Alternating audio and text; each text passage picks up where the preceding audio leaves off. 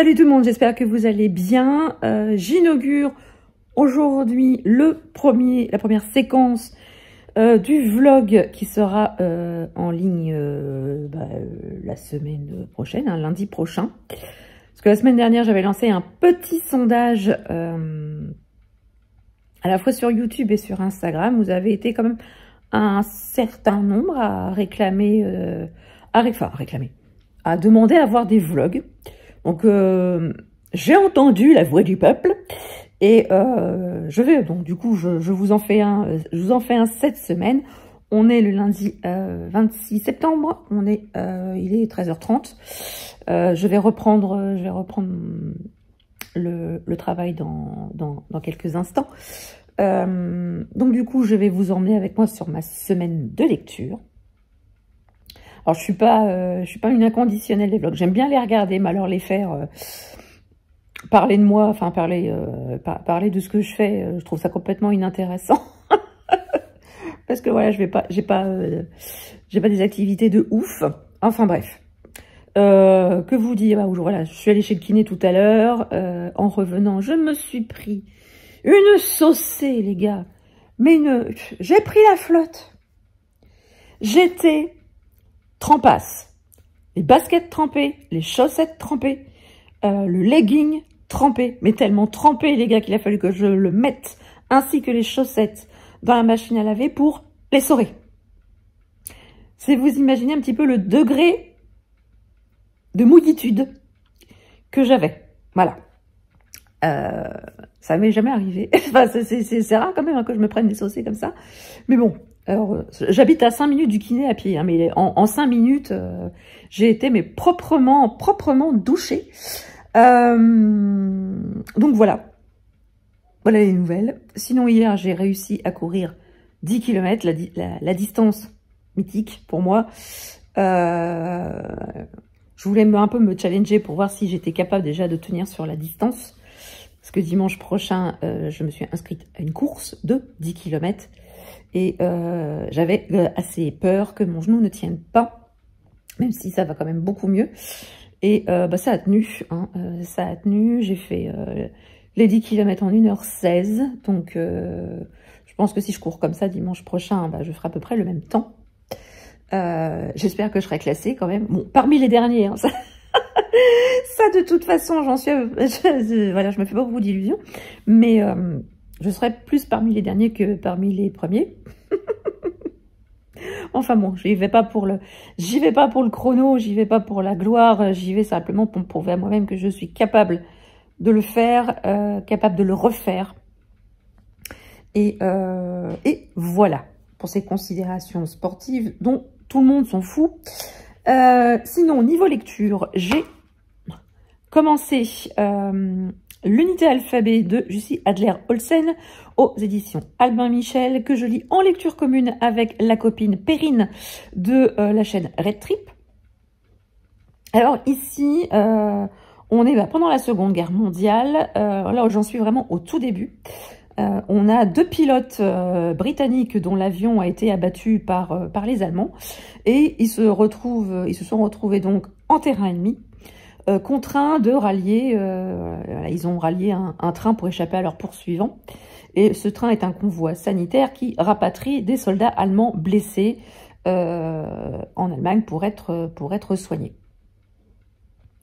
Et bon, voilà, j'en suis là. J'en ai lu à peine 10%. Je sais pas où je vais. J'ai un peu de mal avec les personnages. Un peu de mal à rentrer dedans. Donc pour l'instant,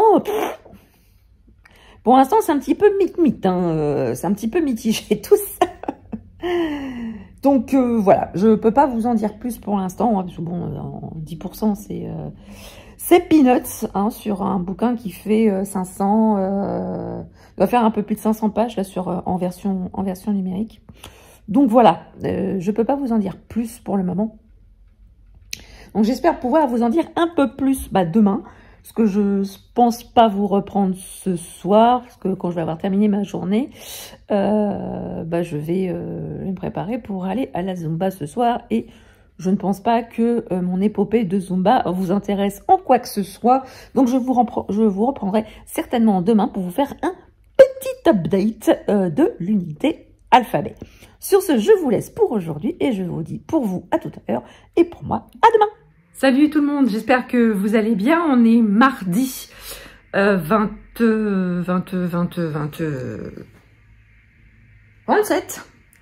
27 septembre, il est 18h et quelques. Je vais pas tarder à aller, voilà, comme vous me voyez, hein, je suis un peu habillée façon sport. Je vais de ce pas aller au sport, je vais rentrer du travail. Comment vous dire, je reviendrai pas sur ce qui s'est passé hier soir. J'en ai assez parlé sur Instagram. D'ailleurs, merci à tous ceux qui m'ont envoyé des gentils messages de soutien.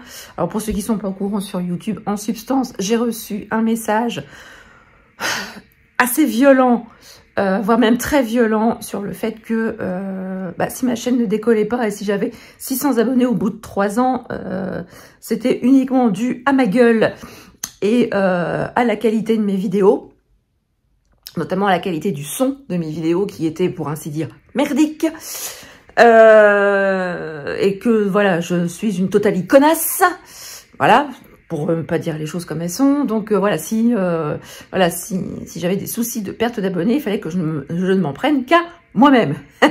Voilà, c'est gentil, c'est sympa, c'est intéressant. Bref, autant vous dire qu'hier soir, c'était pas la joie. J'avais qu'une envie, c'était de tout arrêter. Et puis, bon, voilà, c'est un peu donné du crédit à ces gens, d'autant plus que le profil n'existait plus au bout d'une heure. Donc voilà. Comment vous dire, voilà. Donc, le moral n'a pas été au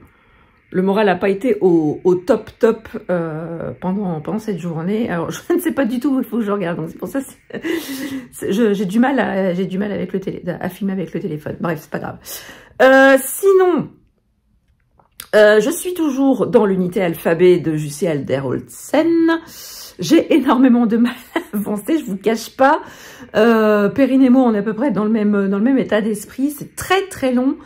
C'est très long. Il se passe pas grand chose. Et puis les personnages, on a un peu de mal à les cerner. Donc j'en suis au quart à peu près. Bon, on va lui laisser sa chance jusqu'au bout. On tient le bon bout, force et vaillance. On va aller jusqu'au bout. On sait jamais, on va peut-être avoir une surprise à la fin. Sinon, en lecture audio, j'ai commencé L'architecte de la vengeance de Toshi Oyebushi. Je vous remettrai le nom. Peut-être dans la vidéo. J'espère ne pas la. Enfin, je crois que c'est ce. Enfin, pardon, si c'est pas le bon nom, qui a été publié aux éditions Albin Michel, mais là je l'écoute en audio. C'est super chouette, je me régale, c'est hyper intéressant, c'est hyper prenant, mais je ne sais pas du tout où l'auteur va m'emmener. On suit une jeune femme qui a un don qui permet de voir l'avenir, l'avenir des garçons. Et elle a un petit frère aussi, donc est-ce qu'elle a vu l'avenir de son petit frère ? Là, pour l'instant, j'en suis au début. J'aime beaucoup ce que j'écoute. La voix du narrateur est très prenante et c'est hyper. Sa voix est hyper fluide, même si on oscille dans le passé, dans le présent. On est dans un contexte, de violence raciste. Le roman commence sur fond de l'affaire Rodney King, qui a été un jeune noir qui a été tué par des policiers blancs.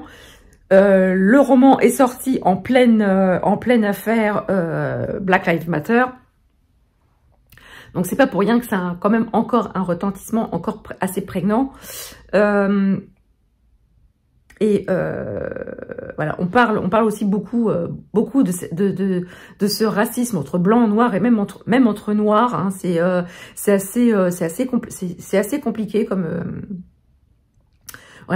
ambiance, mais c'est hyper intéressant et j'ai hâte de retourner à mon écoute pour me faire une idée encore plus vaste du sujet. Sur ce, je vous laisse. Je vais donc aller au sport. Je vous retrouve demain. Je vous retrouve demain pour faire un petit point sur mes lectures en cours. Et d'ici là, je vous souhaite une très très bonne soirée. À tout à l'heure pour vous et à demain pour moi. Bisous! Salut tout le monde, j'espère que vous allez bien. On se retrouve, on est mercredi 28 septembre. Il est 17h37 pour être précis. Je viens de rentrer du travail. D'abord, ça se voit ma tronche. J'ai un peu cerné. J'ai un peu fatiguée en fin de journée. Enfin bon, on n'est pas venu là pour parler journée de travail, n'est-ce pas? Voilà, je vais faire un petit point lecture. Je suis enfin parvenue à la deuxième partie de l'unité alphabet. Alors, faut s'accrocher à son slip, hein, les gars. Parce que dans la première partie, on a beaucoup de personnages. On nous explique ce qui se passe un petit peu dans cette fameuse unité alphabet. Et en même temps, il ne se passe pas grand-chose. Le rythme de l'action est assez lent, voire même très lent par moment. J'ai peiné. Avec Perrine, on a beaucoup peiné sur cette première partie. Et là, on arrive à la deuxième partie qui se passe en 1972 pendant les Jeux Olympiques de Munich. Et a priori, il va quand même se passer quelque chose dans la vie de nos personnages qui va remettre 100 balles dans la machine. Donc, pour l'instant, je viens tout juste de commencer la deuxième partie, donc je ne peux pas vous en dire beaucoup plus. J'espère vous en dire un peu plus demain. Parce que bon, j'ai quand même... j'ai mon temps de transport demain pour aller au travail. Et demain soir, on s'en va avec 4 de mes collègues, enfin 3 de mes collègues, ils sont pas 4. On s'en va sur Rennes. On a un salon professionnel sur Rennes vendredi. Donc on part donc la veille. Donc on a 3 heures de route. Donc je pense quand même que en 3 heures, je pense que je vais pouvoir attaquer pas mal. Je pense pas le finir demain soir hein, quand même, mais bon, sait-on jamais. Je pense quand même que je l'aurai fini d'ici la fin de la semaine. J'espère, en tout cas. Bref. Et sinon, j'ai terminé l'écoute de l'architecte de la vengeance, dont je ne répéterai pas le nom de l'auteur, de peur de l'écorcher. Qu'est-ce que c'était bien! Ah là là, qu'est-ce que c'était bien! Je pensais pas du tout aller, écouter un livre pareil, édité chez Albin Michel Imaginaire. Waouh! Quelle brillante idée Gilles a eue en publiant ce bouquin. Oh là là, c'était super. Alors, on est quand même dans la collection imaginaire d'Albin Michel. Il y a un peu de fantastique. À certains moments du récit, on bascule un peu sur l'onirique. Parce que bon, comme je vous le disais hier, Ella a un don.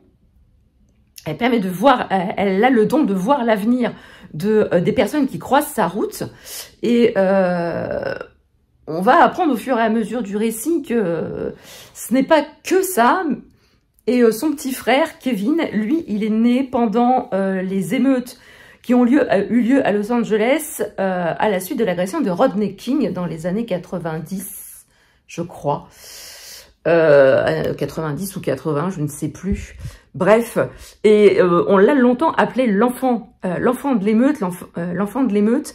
Et ce petit garçon, il est hyper intelligent. Il est très très très intelligent. Et au fur et à mesure du récit, on voit quand même que même en étant très intelligent, c'est pas facile d'être un petit garçon noir à cette époque.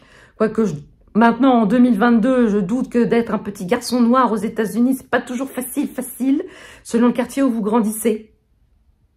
Et ce roman, c'est une ode à la révolte contre ces violences raciales de toutes sortes, que ce soit entre de blanc, noir ou entre noirs.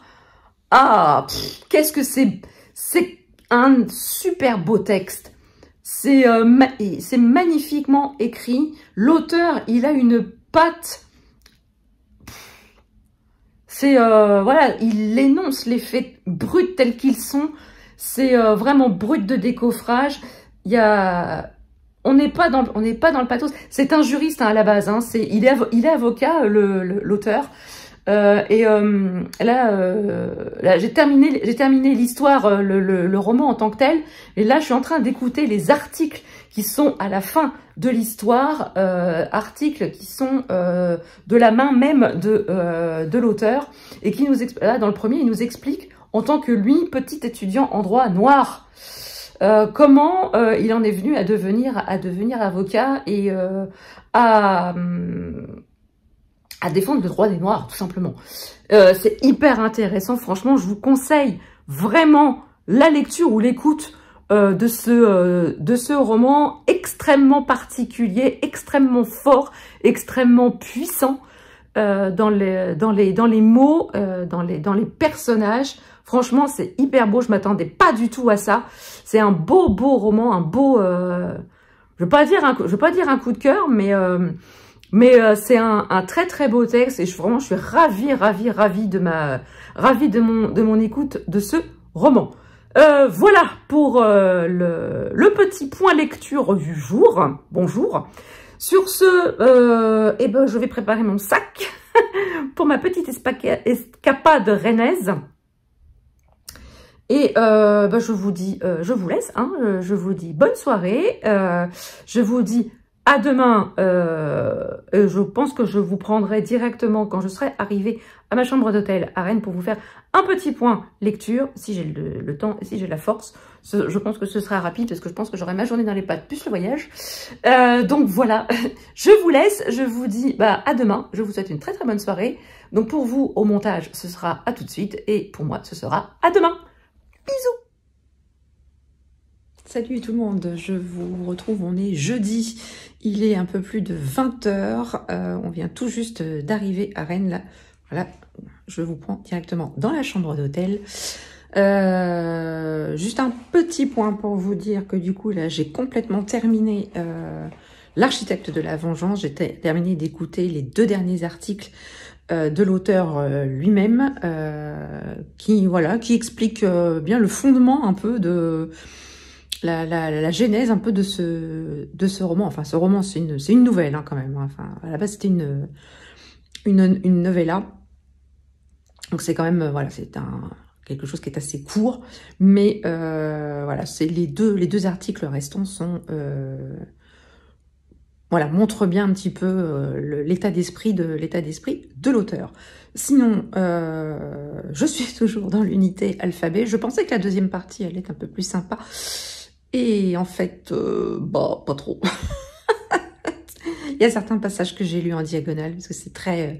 c'est long, quoi. C'est long. On se dit que l'action va démarrer, et pas du tout. Et ça ne démarre pas, ça démarre un petit peu, ça redescend, enfin, voilà.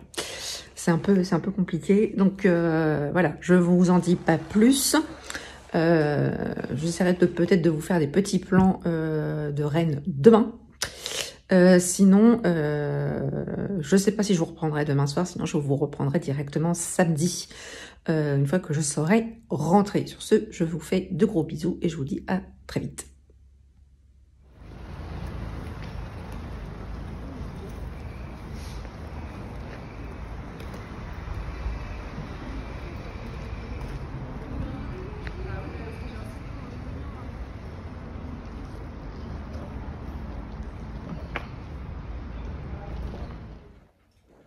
Bonjour, je vous retrouve, on est samedi, j'essaie de vous faire tenir, c'est pas facile, voilà.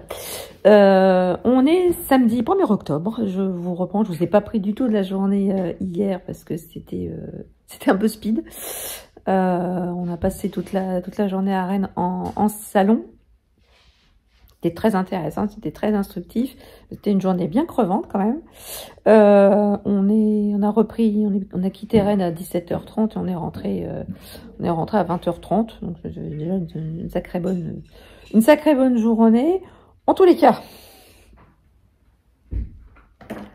Ça m'a quand même permis de finir l'unité alphabet de Jussi Adler-Olsen aux éditions Albin Michel. Moi, je l'ai lu en numérique. J'ai quand même passé la semaine dessus. Je m'attendais quand même à toute autre chose, pour être tout à fait honnête. Alors, il faut savoir que c'est le tout premier roman de Jussi Adler-Olsen, avant sa série sur le département V, département 5, je sais jamais. Ça n'a totalement rien à voir. C'était très long, c'était très poussif. Il se passait véritablement pas grand-chose. Et je me suis pas vraiment attachée aux personnages principaux, aux personnages de Brian et de James, malgré toutes les atrocités qu'ils ont subies. Alors pour rappel, ce sont 2 pilotes britanniques dont l'avion se fait abattre par les unités allemandes. Ils se retrouvent donc en terrain ennemi en 1940. Je crois qu'ils sont abattus en 43. Ils sont en plein territoire allemand. Ils se font forcément rattrapés par les soldats allemands et ils sont enfermés dans un hôpital psychiatrique où ils se font passer pour des soldats allemands. Et dans ce fameux hôpital psychiatrique se cache là. C'est un intermittent du spectacle là, que j'emploie là derrière. Je sais pas si je vais le garder finalement.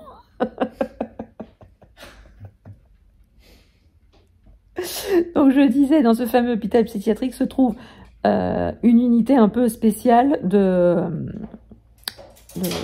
des hôpitaux allemands avec des médecins, des psychiatres qui font subir de toutes sortes de traitements absolument plus atroces les uns que les autres à ces fameux soldats allemands.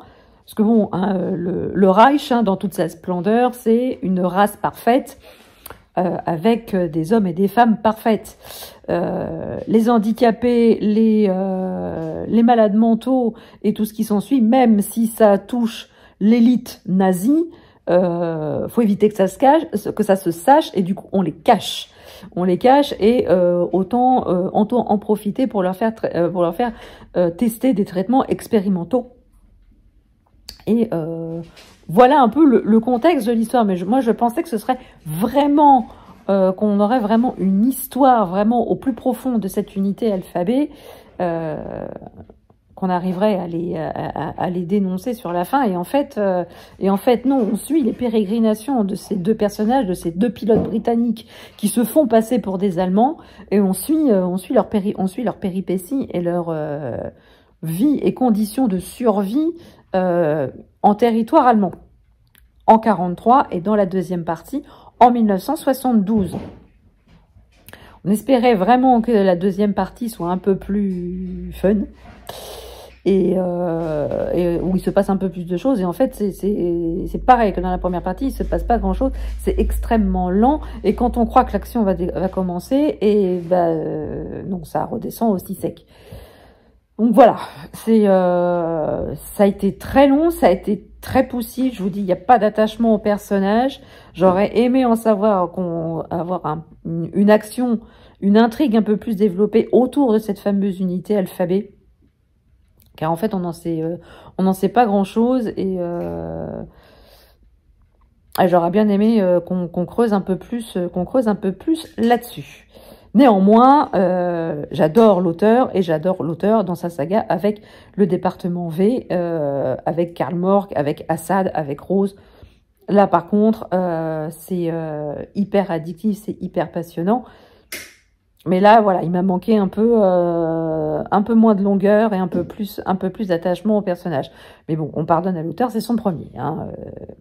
Après, peut-être que si vous l'avez lu, n'hésitez pas à me dire en commentaire si vous l'avez lu et que vous l'avez aimé. N'hésitez pas à me le dire et à nous dire ce que vous en avez pensé et pourquoi vous l'avez aimé. Et du coup, pour l'instant, je ne sais pas ce que je lis. Je ne sais pas ce que je vais lire après. Voilà. Sinon, pendant mon absence, j'ai eu... Je vais vous cacher mon adresse. une petite enveloppe qui me vient des éditions Plomb. Et il s'agit du nouveau roman de Raphaël Gordiano, Le spleen du popcorn qui voulait exploser de joie. J'avoue que quand l'attaché de presse me l'a proposé, quand j'ai vu le titre, j'ai dit oui. J'ai dit oui parce que le titre, il me faisait beaucoup rire. Alors, de quoi que c'est que ça cause? Je vous lis la 4e. Joy travaille dans une agence de celebrity marketing qui connecte des talents VIP avec de grandes marques. Dans ce monde d'images de luxe, mieux vaut être brillant. Mais Joy ne se sent pas vraiment de talent particulier et afin de compenser, elle se met toujours plus de pression. Elle, que son père surnommait enfant sans petit popcorn, tente à l'irradier de gaieté, se retrouve aujourd'hui au bord de l'implosion jusqu'à en développer un toc digital qui lui donne l'illusion de garder le contrôle. Pour couronner le tout, à la veille de Noël, voilà qu'on lui confie la délicate mission d'organiser l'événement des 10 ans de l'agence. C'est là que le destin intervient pour la mettre sur le chemin de Benjamin, jeune entrepreneur plein de vie et d'optimisme. Lui et sa petite troupe ont la joie contagieuse et cette rencontre va bouleverser Joy dans ses certitudes. Le temps de la désapplication serait-il venu? Mais attention, car un popcorn qui éclate, ça fait du bruit, voire même beaucoup de bruit. Donc voilà, je trouve que c'est parfait. J'ai jamais lu de Raphaël Giordano. Ça va être mon tout premier. Voilà, le résumé m'avait vraiment bien tenté. Et j'ai eu la surprise de voir qu'il était dédicacé par Raphaël. Un grand merci à elle et aux éditions Plomb. Sinon, pour finir sur le petit plan d'aujourd'hui, tada!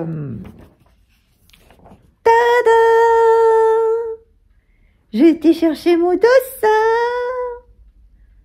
Et oui, demain, je m'aligne pour une course de 10 km en marge du semi-marathon de Normandie. Avec Chéri, on va courir. Moi, j'ai le 2077 et lui, il a le 2076. Il s'en fout, il bricole. Il s'en fout totalement, il bricole. Faire ça les doigts dans le nez. Les doigts dans le nez. Ouais, c'est ça. Ouais, voilà, donc voilà, c'est officiel. Demain, on va attacher nos dossards sur nos t-shirts. Je vois pas, enfin, après, c'est un dossard, mais on va l'attacher sur le bidon.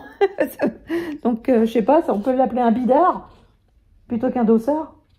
Ou un ventrard, je sais pas. Dites-moi si vous avez des idées en commentaire, n'hésitez pas. Donc voilà, c'est officiel. On va attacher ça demain sur nos t-shirts et on va prendre le départ à 9 h demain matin. Je ne sais pas dans quel état je finirai, mais je passerai le boudin d'arrivée, c'est sûr. Mais au moins, voilà, je vais pas faire mon but, c'est pas de faire un chrono, parce que je sais que de toute façon, je vais être plutôt dans le bas du classement que dans le haut. Mais voilà, moi, mon objectif, c'est de finir cette course pour me prouver que je peux encore le faire, que je peux y arriver et que je suis pas complètement finie articulairement et musculairement. Ce serait quand même dommage à mon âge, mais bon. Sur ce, je vous laisse, je vous dis bonne soirée et je vous retrouve donc demain. Je vous reprendrai demain pour vous dire ce que j'ai commencé comme nouvelle lecture et je vous ferai un petit débrief de la course du matin. Sur ce, je vous laisse, je vous dis pour vous à tout de suite et pour moi à demain. Bisous!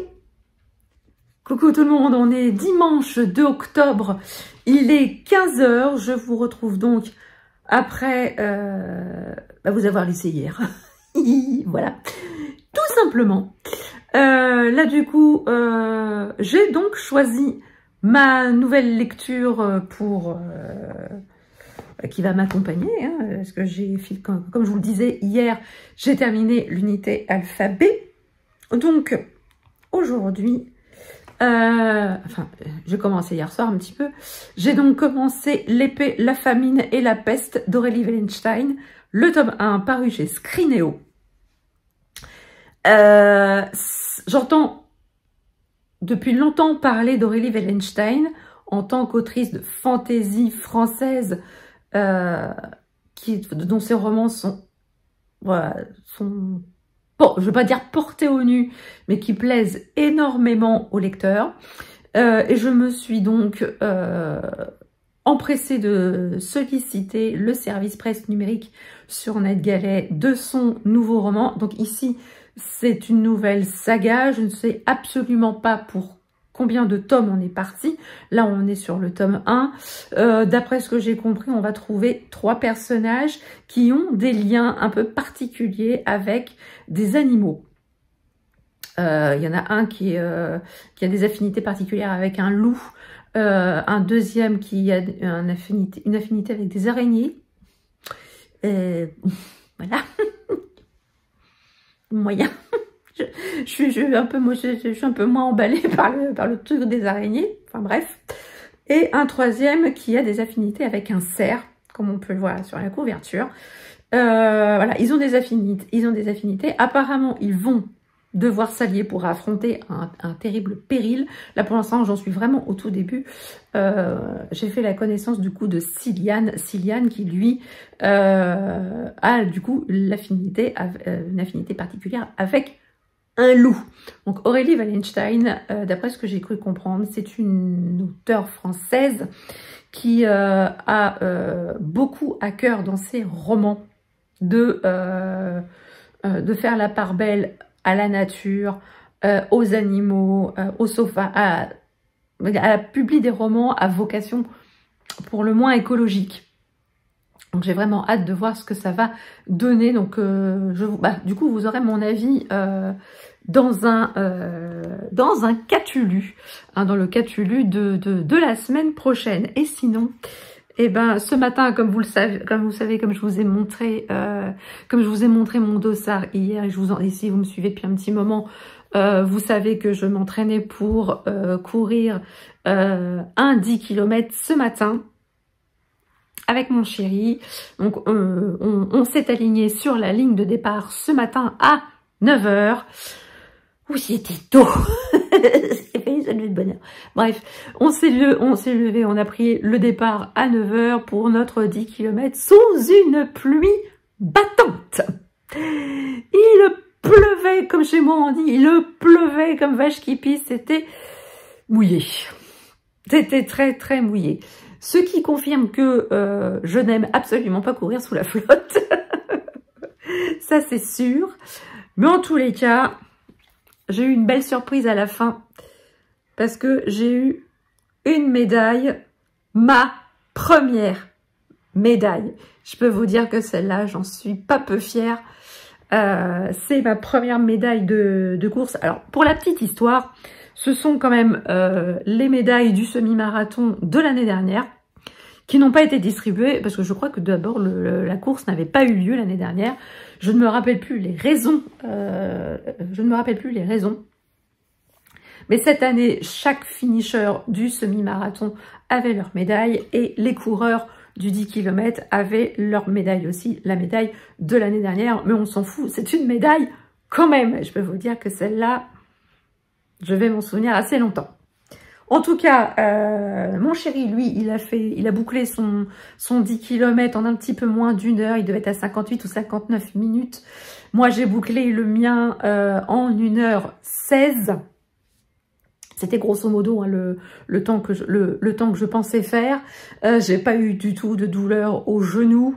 Il y a eu un grand moment pour moi d'émotion en passant cette fichue ligne d'arrivée.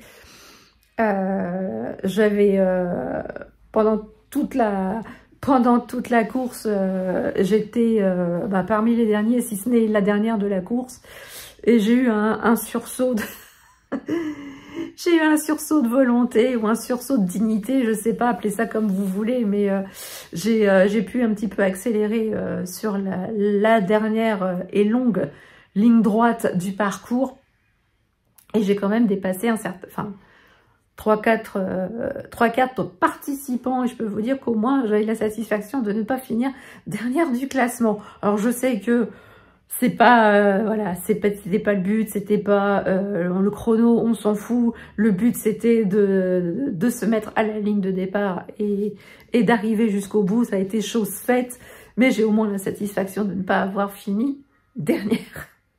Quand même, j'ai eu un petit peu de dignité, faut pas croire. Voilà, donc Je vais donc clôturer ce vlog maintenant. J'espère qu'il vous aura plu. N'hésitez pas à me dire en commentaire si vous souhaitez en voir un peu plus sur la chaîne. Du coup, je vous souhaite un excellent dimanche. Je vous souhaite de très très belles lectures. Je vous souhaite une très très belle semaine. N'hésitez pas à laisser des petits commentaires, à mettre des pouces en l'air. Et si vous n'êtes pas encore abonné, n'hésitez pas, c'est gratuit, ça fait plaisir et ça ne fait de mal à personne. Sur ce, je vous laisse. Je vous souhaite une très très belle semaine, de très très belles lectures. Et je vous dis à très bientôt en vidéo. Ciao!